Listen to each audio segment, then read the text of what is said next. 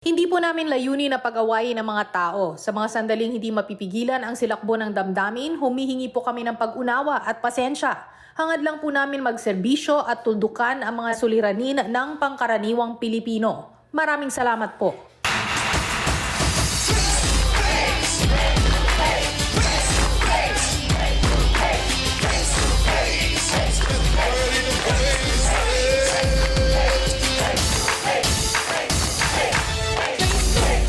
Hilong-hilo?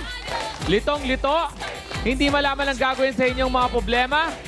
Pwes, sosolusyonan natin yan. Dahil pag may issue, wag nang palakin, ating harapin face to face. Ako ang inyong lingkod, ang kuya niyong always on the go, Alex Calleja. Andito rin ang mga bestie natin, mga sausawero at sausawera dito sa studio. Gagawin naman nilang mag-bestie ang mga magkakaaway. Yan ang magmaring referee na sina Maripe 1 at Maripe 2. The best siya dahil lagi niyang papagalingin ang iyong mga sugat ang ating medical personnel from Medic 1. At syempre, best of the best, ang words of wisdom ni na the beautiful Attorney Lorna Capunan. The debonair Dr. Love, Brother June Banag. And the luscious Dr. Camille Garcia. Eto na ang the best sa paglulutas ng mga problema.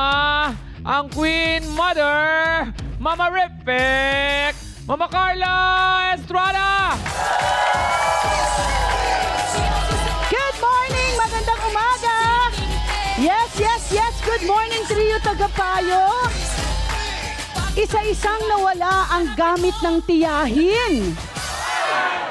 Reklamo niya, ninanakaw at ibinibenta ito ng pinagbibintangang adik na pamangkin kong mamimitik. Ang mga problemang hindi na kailangan pang paabutin sa demandahan, harapin natin face to face!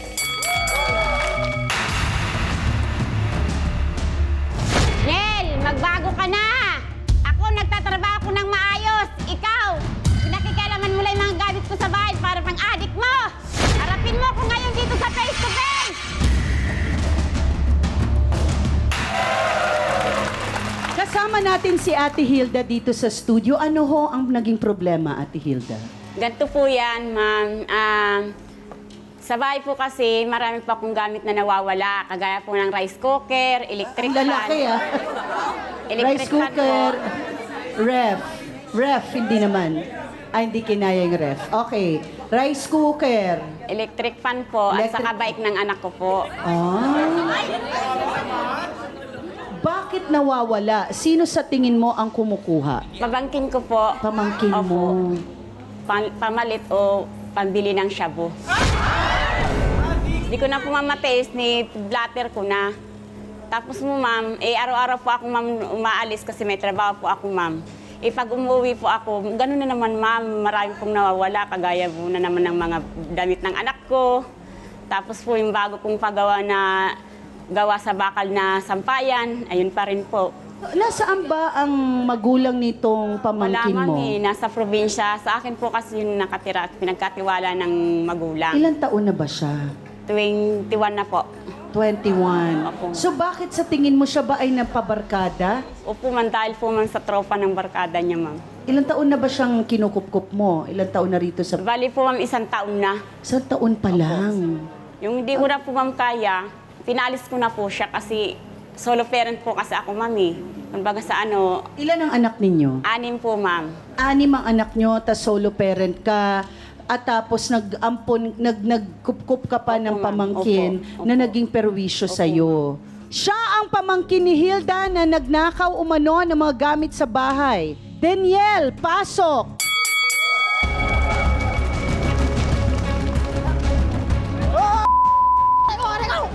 Bakit ka? Ha? Bakit? Sana maging dahilan? Ha? Oh, bakit? Sana maging dahilan eh. Dito mo ilabas! Oh! Oh! Oh! inawakan ka na ni Mama Carla, isang kamay lang yun. Isang kamay, nadagit ko siya, no? Okay, then, diretsahang tanong. Totoo ba na dahil sa bisyo mo, ikaw ay nagnanakaw na ng mga gamit ng tiyahin mo? Opo, inaamin ko naman po na nagbibesyo ako. Nagsasabo ako. Okay. Inaamin ko naman po. Gano'n nakatagal? Ano po, isang taon na po. Pero okay ka naman ngayon? Opo. Okay siya ngayon, nakatulog ka? Opo. Okay, kakausapin kita ng maayos dahil nakatulog ka naman. Sa pagbabalik ng... Face to face! Harapin mo, face to face! Then, bakit pagkatapos kang kupkupin ng tiyahin mong si Hilda, ay nagawa mo pang pagnakawan siya? Dahil ba ito sa bisyo mo? Ano po, kasi po, nanghihingi po ako sa kanya ng pansunti, pera, para ko Para lang po sa pagsabo mo. Hindi po naman po sa Opo, aminin ko, nanghihingi ako sa ng pera sa'yo. Turuturuin. Na pagsabo ko. Pero, di mo ako binibigyan. Ah! Kailangan ko pang magbigay sa'yo? Kaya nabuburyong yung utak ko. Ang kapal ng mukha mo! Gusto ko pa sa barka. Kaya na mag-isipan ko na pagnakawan yung mga pera mo, cellphone mo, lahat ng gamit mo dun sa bahay mo. Laki-laki ng katawan mo, Oo. magbanat ka ng buto mo! Okay. Then, alam mo ba na ikaw ay napablatter na? Hindi po ako alam na pinablatter nito. Okay, ikaw ay nakablatter na. Opo. So, anytime mukhang lilipat ka pag di ka ayos, Yes po. pag di ka nagtino, ikaw ay maghihimas ka ng rehas anytime soon. Malapit na yan. Kaya aayusin natin dito yan, ha? Dati mo raw ipinakulong si Den dahil sa pagnanakaw. So, nakulong na siya. Opo.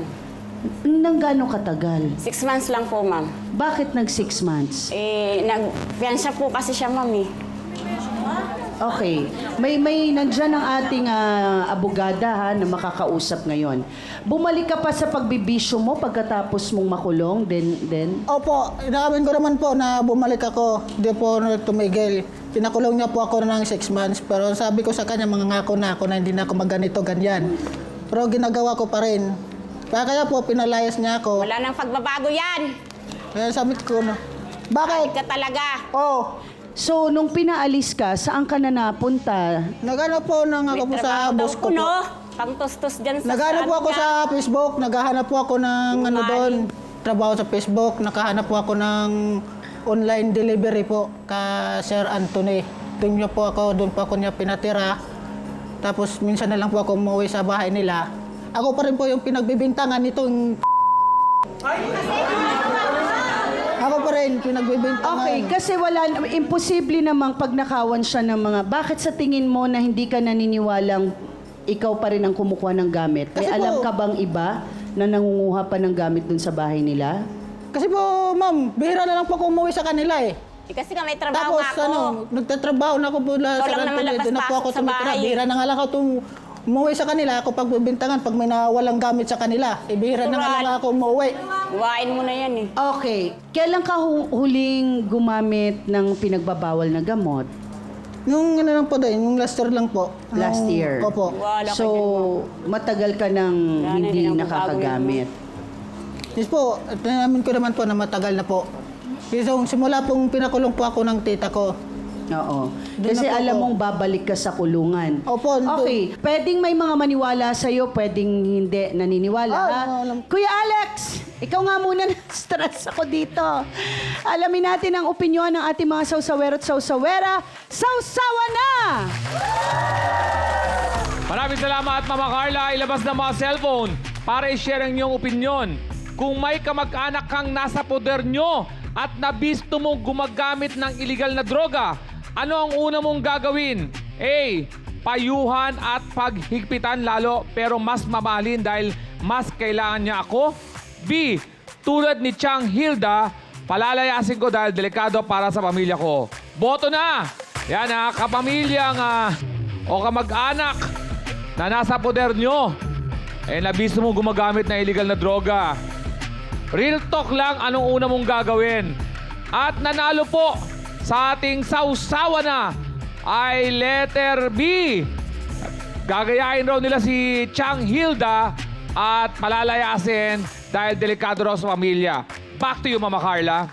Maraming salamat, Kuya Alex.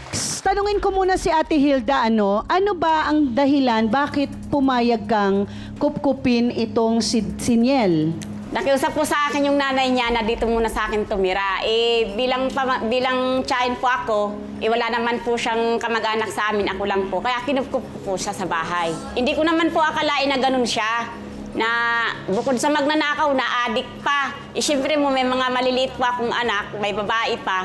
Kaya ganun po, pinalayas ko sa bahay. Ikaw ba sa probinsya, Daniel, ay naggaganyan na?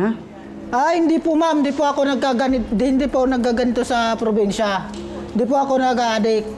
Simula pong napunta po ako sa kanila, kasi po, bawat tayo ko sa kanila, hindi po ako binibigyan ng pera. Kaya napaano po ako sa barkada, nabubur yung utak ko. Kaya lahat po ng gamit nila, kinukuha ko pati at yung allowance o pamalingki sa pamamahay. Hindi, medyo wala siya sa tamang pag-iintindi, ha?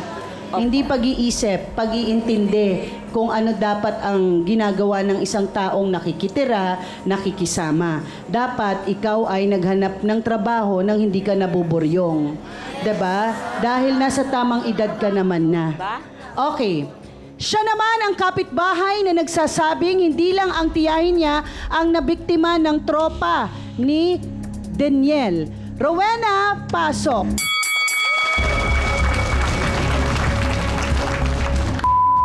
Kapal ng mukha mo, magnanakaw ka, pati yung tindahan ko, nagawa mong nakawan. Bakit? May ebidensya ka na nagnakaw ako sa tindahan nyo? Ikaw lang ang tao doon sa tindahan. Nagluto Wala. ako, pagbalik ko, wala na yung paninda kong sigarilyo, chicherya. Bakit? Hindi mo ba alam, pambaon lang ng anak ko yon. Yun lang yung pangtostos ko, pang-aral, pambaon, pang-araw-araw sa estudyante. Magbabalik ang... Nanakaw na hayop. Harapin mo, hate to fight. Harapin mo, hate to fight. Wala kang bababago, adik ka talaga kahit kailan ka. Susura mo sa tita ko, ganyan. Pati kapitbahay namin, maraming nakakita sa'yo. Magnanakaw ka talaga, Wala adik ka kayong talaga. ebidensya. Wala ka ng ano, Ate pagbabago. Rowena, teka lang ha. Okay. Kailan ito nangyari na ikaw ay sinasabi mong pinagnakawan ka ni Daniel? Itong January lang po. Etong January. Opo. Ano nangyari? Anong ginawa mong aksyon? Bali po, sinumbong ko po sa tsahin niya na ganun nga po yung pamangkin niya. Laging nagnanakaw, pati kapitbahay namin. Ninanakawan na niya dahil Okay, nagpapalo pero sa bakit bisita. sa- Ganyan inano mo. Bakit sa Panahon. tingin mo nakakalusot si Daniel at bakit siya ay malaya pa? Kung sa tingin nyo na siya talaga ay salot sa lugar ninyo, bakit siya ay malaya? Lagi na lang Kasi yan na po. wala kayong ebidensya. Oh. May ebidensya kami na kaya ka pinabarangay ng tsahin mo.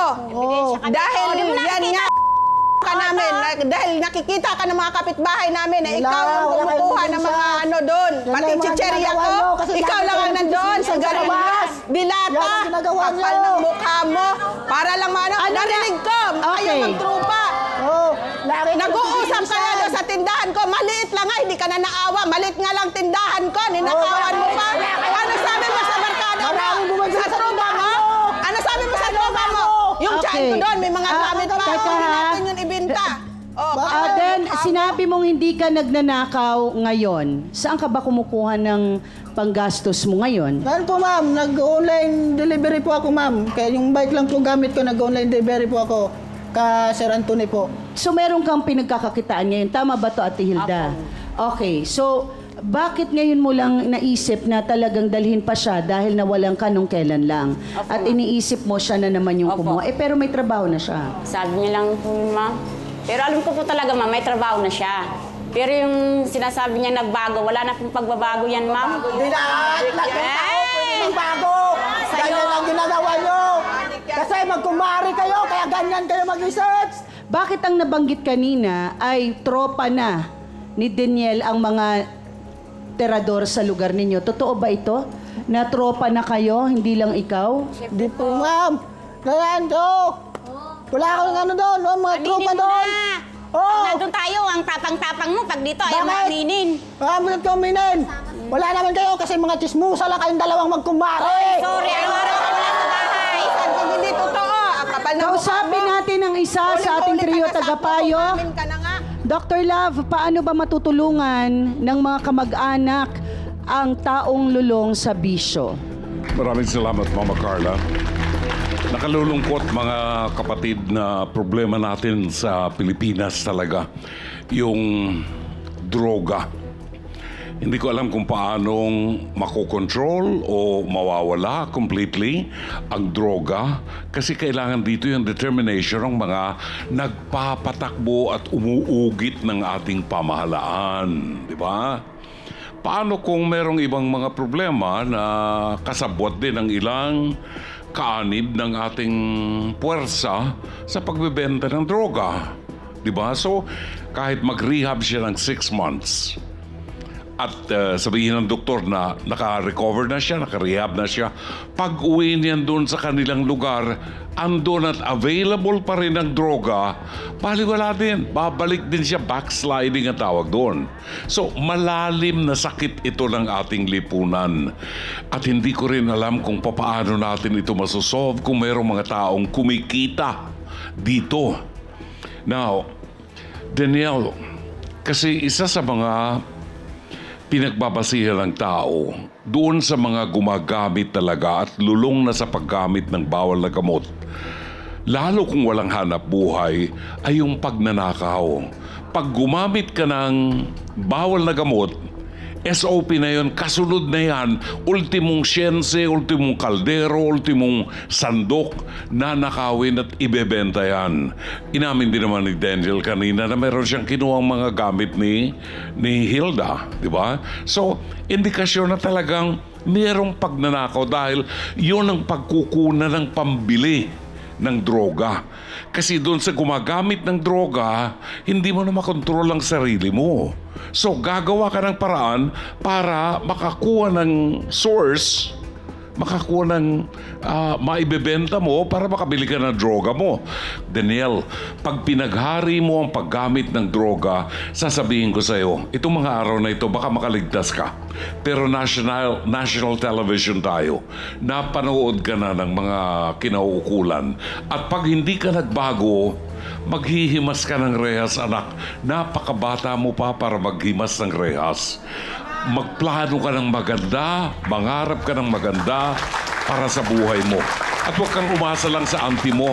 Alam mo, ipagpasalamat mo sa auntie mo, binigyan ka ng pagkakataon na masuportahan ka rito. Ngayon, na hindi na kayo magkasundo, tumayo ka sa sarili mong paa, humanap ka ng mahusay na trabaho at kalimutan mo na ang droga dahil walang maidudulot na mabuti sa'yo. Maraming salamat, Mama Carla. Maraming salamat, Dr. Love. Sadyang napaka-sensitibo ho ng ating pinag-uusapan ngayong umaga. Siyempre, gusto naming matulungan talaga si Danielle, no? Kaya pumayag siya na ibahagi ang kanyang buhay dito sa Face to Face na tayong lahat ay walang karapatang husgahan siya. Okay? Nandito tayo para tulungan ang mga tao, no? Kaya sila pumapayag na maghayag ng kanilang buhay dito sa Face to Face. Okay, narito naman ang amo ni Den na nagpapatunay na nagbago na siya. Anthony Pasok.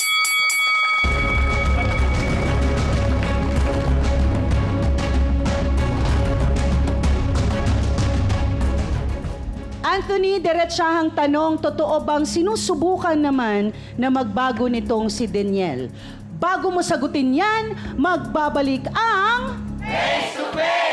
Harapin mo, face to face. Sinusubukan naman niyang magbago, Anthony. Dahil eto ba nung siya ay nag-apply sa'yo, of course, binackground check mo na, Yes 'di ba? po. Dahil mahirap magpapasok, hindi mo Okay kilala, no? Pero bakit mo tinanggap at binigyan ng pagkakataon? Kaya nga po, tinanggap ko siya bilang kahit alam ko na addict po siya kasi po time na naghahanap ako ng delivery boy, totally nakita ko siya sa labas ng bahay namin na gusto niya ng pera o ano, kaya tinanggap ko siya sa bahay namin. Tanong yun, kumbaga tinanong ko muna yung background niya kung ano ba, na totally na addict daw siya. So sabi niya sa akin na, "Sir, addict po ako, okay lang po ba tanggapin niyo ako?" Sabi ko, "Okay lang yan, kaya kita magbago." Tapos sinuwento niya rin sa akin na tiyahin daw niya, lagi siya kinukuwawa, lagi na pigbibintangan doon na magnanakaw. Kaya ayan po, tinuloy ko sa bahay na bilang delivery ko boy. Pinatuloy mo sa bahay mo Yes po. sa kabila ng mga kwento niya ng ganon. Okay. Pikit mata, lakas ng loob ang ginawa mo. Bihira ang katulad mo, ha. Sinasabi ko na ngayon. Kasi lahat tayo ay nauuna kasi ang paghusga. Okay po. 'Di ba? Minsan naliligaw ang tao pag pinagtatabuyan natin lalo, no? Okay. So, Anthony, ano ang mga napansin mong pagbabago kay Daniel? Ayun nga po, yung pagbibinta nga po ng tiyahin niya na magana ako. Kasi nga po, lahat ng mga alaalis ko po sa kanya, ito nga po, binigay ko rin po sa kanya eh.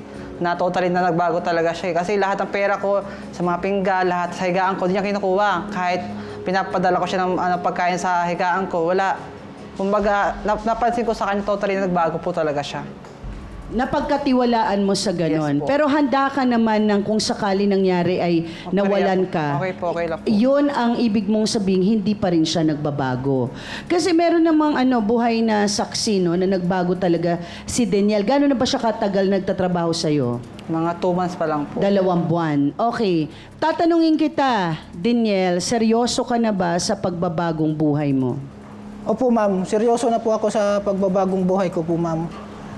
Ano naman po, ma'am, plano ko talaga magbago kasi naisip ko po, ma'am, na masama rin po na bumalik sa ganyang bisyo. Kasi wala ka naman din po mong matutunan sa bisyo na ganyan kasi masisira lang buhay mo. Tulad nga nangyayari sa amin ng tita ko na hindi na kami nagkasundo ng dahil lang sa bisyo na ganyan. Tapos, ma'am, inaamin ko naman din po yung sinasabi niya na 6 months kasi ano lang po ako sa barkada. Okay. Huwag ka mag-alala. Hindi mo kailangan magpaliwanag sa amin kasi ang kailangan mong isalba ay ang sarili mong buhay. Pagkatapos nyo dito, pag uwi nyo, kanya-kanya tayo. At pag ikaw, kung ano nangyari sa'yo, wala na kami dyan. Hindi ka namin masasalba. 'Di ba? Ang pagbabago mo tungkol sa pagtigil ng paggamit ng droga ay hindi lang gaganda ang buhay mo kung hindi pagbabalik ang tiwala ng mga tao sa iyo. Makakaipon kang pera at darating ang panahon magpapamilya ka. At hindi mo kakayanin ang anak mo ay daanan yung pinagdaanan mo. Imaginein mo lang yung pinagdadaanan mo habang paano kayo nalalango sa droga. Imaginein mo yung anak mo pagdating ng araw, daanan niya yun. Di ba? Hindi mo kaya yun. Okay? At higit sa lahat, buhay ka pa hanggang ngayon. Okay. Kuya Alex, alamin naman natin ang opinyon muli ng iyong sawsawera. Sawsawa na! Mama Carla! Maraming salamat, Mama Carla, mga sawsawero at sawsawera. Halimbawang may negosyo kayo, kukuha ba kayo ng trabahante na nabalitang adik sa bawal na gamot? Real talk lang to, ha? A, depende. Pero, ipapadrug test ko muna siya. B, hindi yata. Baka simula ng gulo yan sa opisina. C, yes. Deserve ng lahat ng second chance. Hayaan nating makabawi. Yan, boto na! Sausawa na! Eto na! Kung kayo may kumpanya, o kaya katulad kayo ni Anthony na may negosyo, kukuha ba kayo na isang adik? Ayan. Sino gusto magpaliwalag na kanilang sagot? Doon tayo sa kabila. Dito ka, dito. Siya. Anong sagot mo? A, B, or C? Yung sagot ko po is yes. Deserve po ng mga addict po na bigyan ng second chance. Bakit po? Kasi po yung mga yung mga kagaya po ni Kuya Daniel, kailangan niyo po ng support system po na nakukuha po sa ibang tao. Kailangan po ng para po sa kanya, may naniniwala po sa kanya para magpatuloy po siyang magbago. Yun! Baka may sumagot na iba. Baka may iba dyan na gustong magpaliwanag din kasi merong depende. Sige, maliwanag natin para lang makahingi ako ng dalawang panig. Dito po tayo, ate. Ano po pangalan? Marisa po. Ano po, nagtatrabaho? May asawa? Ano po bang background? Lang po. Housewife, no? Housewife po, hindi po, mahirap po ang pagpalaki ng mga bata. Opo. Kayo po ay may asawa. Apo, meron. At saan po nagtatrabaho po ang asawa nyo? Laguna po siya. Sige po. Kayo po ay may kilalang adik. Marami. Ituro nyo po sa atin ngayon para matulog Huwag mo na ipaturo. Hindi naman tayo, Pasensya na, akala ko nadala ako sa emosyon eh.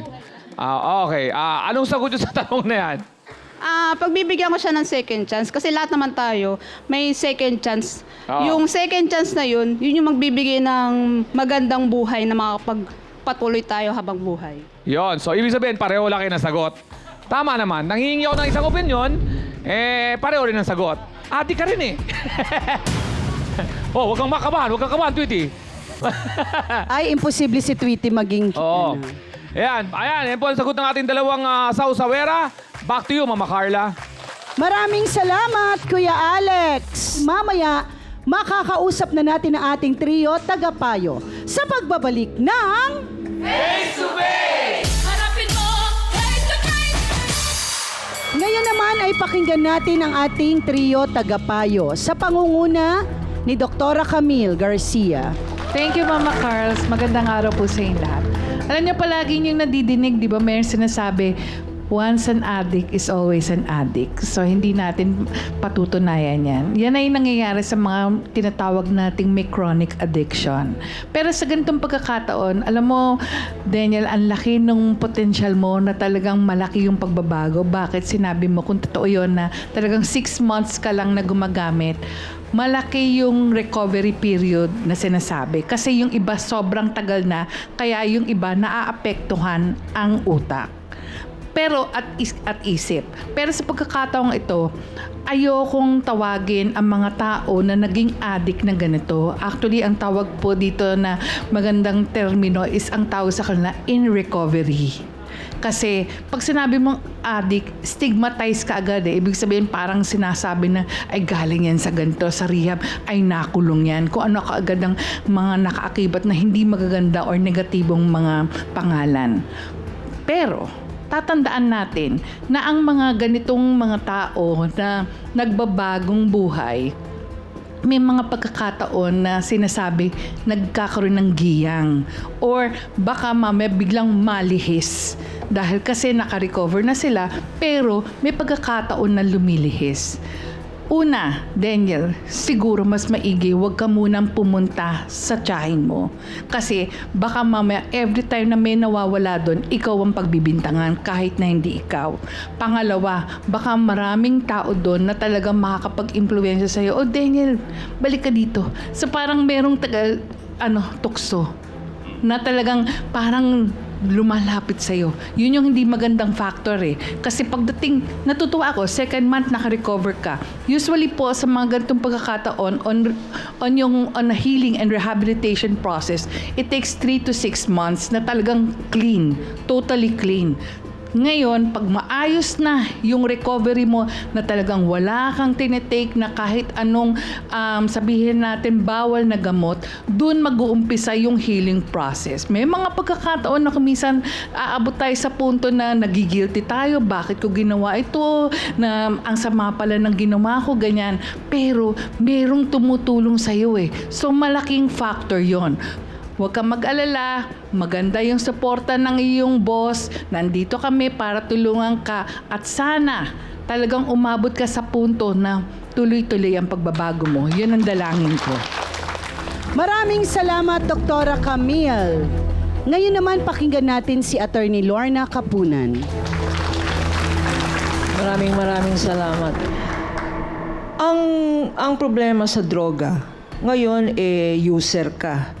Pero pag tinuloy-tuloy mo yan, magiging possession, tapos magiging pusher. Ang penalty ng pusher, panghabang buhay yan, life imprisonment, ano? At kung minsan, hindi pa bailable. Kanya, maganda yung narinig namin na tinigilan mo na yan. Kasi yung using could lead to pushing. Ngayon, ang sabi mo, na influence ka lang ng tropa mo, no?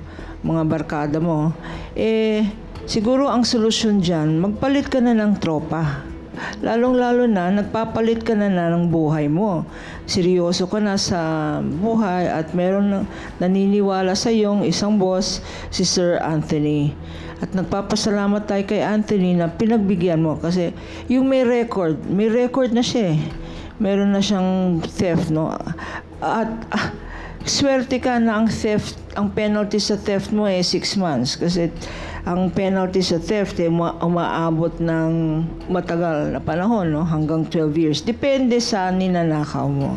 Sa mga nakikinig, At maraming gumagamit dyan ng shabu. Intindihin natin ang real cause ng paggamit ng droga. Kung minsan, kulang lang yan ng pansin ng pamilya. Yun lang po. Maraming salamat, Attorney Lorna Kapunan. Ngayon naman, balikan natin si Brother June Banaag. Maraming salamat, Mama Carla.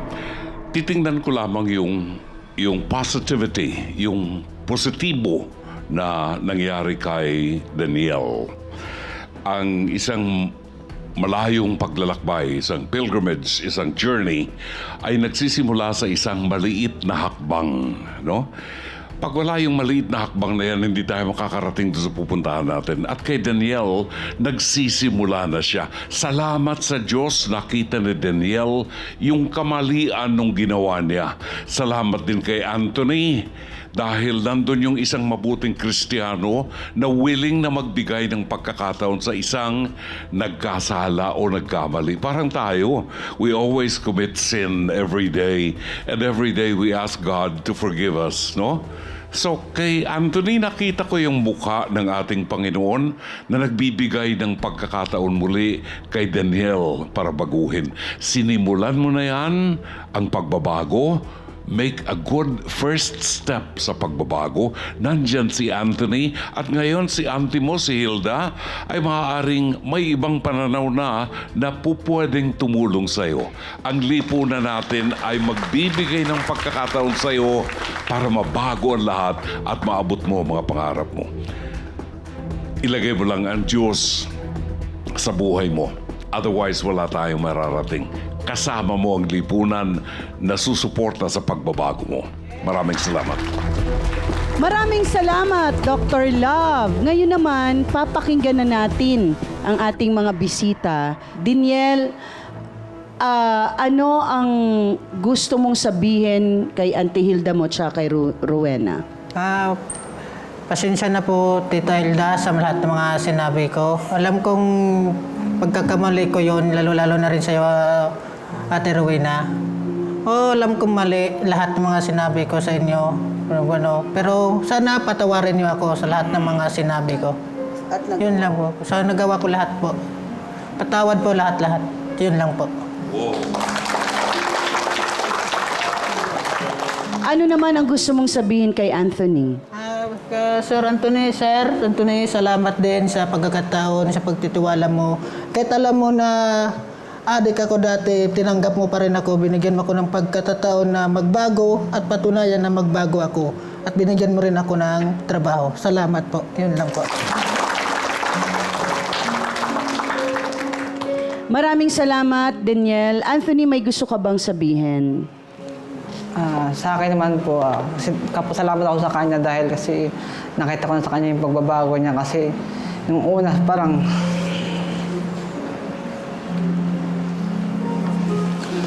kasi kumbaga tsahin siya tapos pamangkin niya parang pinipilit niya parang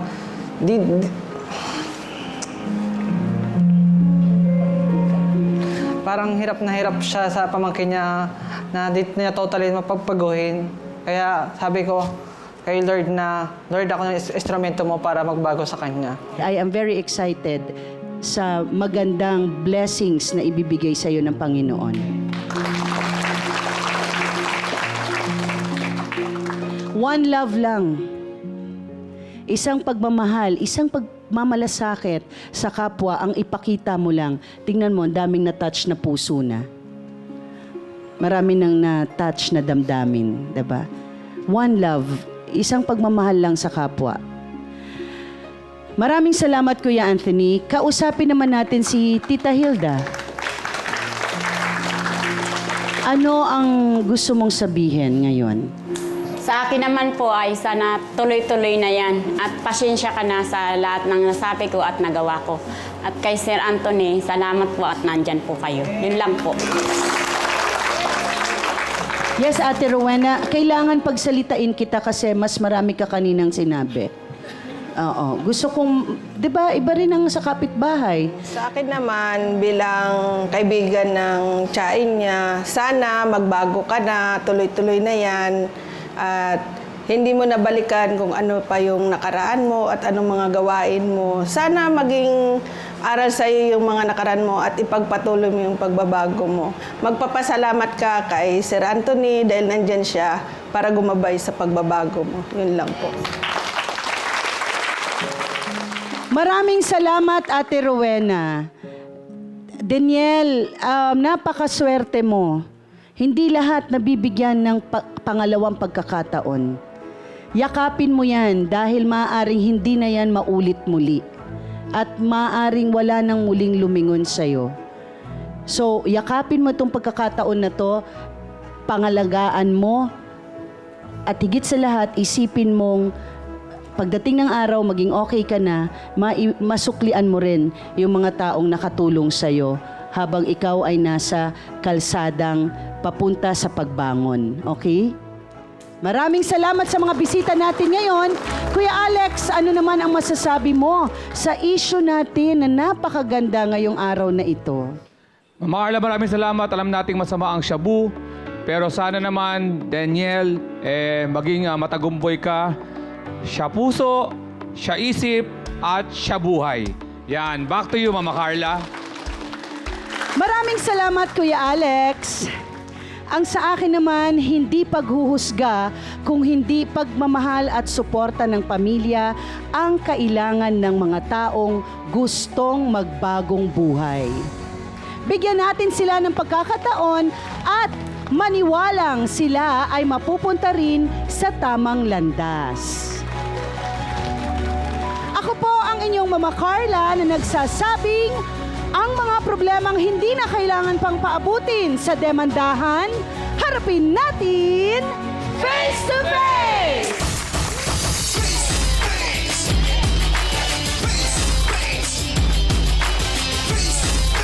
That's the word.